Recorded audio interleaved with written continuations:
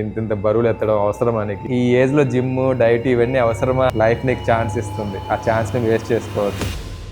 ఇప్పుడు నా ఏజ్ 45. నేను డైలీ వర్కౌట్ వీడియోస్ ఇవన్నీ పోస్ట్ చేస్తుంటాను కదా, హెల్త్ గురించి మాట్లాడుతుంటాను కదా. నా ఫ్రెండ్స్ లేకపోతే కొలీగ్స్ చెప్తుంటారు, ఈ ఏజ్ లో నీకు అవసరమా జిమ్కి వెళ్ళడం, హెల్దీ ఫుడ్ అని చెప్పేసి కడుపు మార్చుకోవడం. అసలు యాక్చువల్ కడుపు మార్చుకోను, డైలీ బిర్యానీ తింటానండి.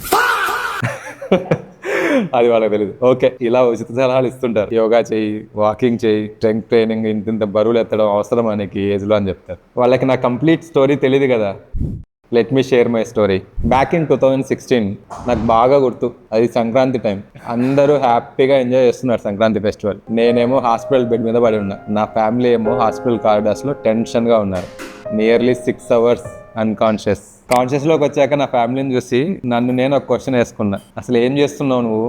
నీ నెగ్లిజెన్స్ వల్ల నీ ఫ్యామిలీ ఎందుకు సఫర్ అవ్వాలి? ఈ స్ట్రెస్ వాళ్ళకి ఎందుకు ఇస్తున్నావు? ఎందుకంటే అది ఫస్ట్ టైం కాదు, సెకండ్ ఛాన్స్ ఇన్ లైఫ్. నేను ఈ సెకండ్ ఛాన్స్ ని వేస్ట్ చేసుకోదలుచుకోలేదు. అప్పుడే స్ట్రాంగ్ గా డిసైడ్ అయ్యాను, నేను ఇంకెప్పుడు నా ఫ్యామిలీకి స్ట్రెస్ ఇవ్వకూడదు అని చెప్పేసి. ఈ ఏజ్ లో అవసరమా అనే వాళ్ళకి నాకు నా ఫ్యామిలీకి ఖచ్చితంగా అవసరమే. ఎందుకంటే లైఫ్ లో అందరికి ఫస్ట్ ఛాన్స్ రావడమే కష్టం, అలాంటిది నాకు సెకండ్ ఛాన్స్ వచ్చింది. So I want to give best shot. అందుకే నేను ఎప్పుడు నా ఫ్రెండ్స్ తో కానీ నా కొలీగ్స్ తో కానీ మాట్లాడేటప్పుడు హెల్త్ ఇంపార్టెన్స్ గురించి, యాక్టివ్ గా ఉండడం గురించి బాగా స్ట్రెస్ చేస్తాను. రీజన్ ఇదే, బ్యాక్ స్టోరీ ఇదే. ఇది తెలియకుండా ఇప్పుడు అవసరమా అది ఇది అని చెప్తా ఉంటారు. నేను అందరికీ చెప్పేది ఒకటే, లైఫ్ లో మనకు టూ మెనీ ఛాన్సెస్ రావు.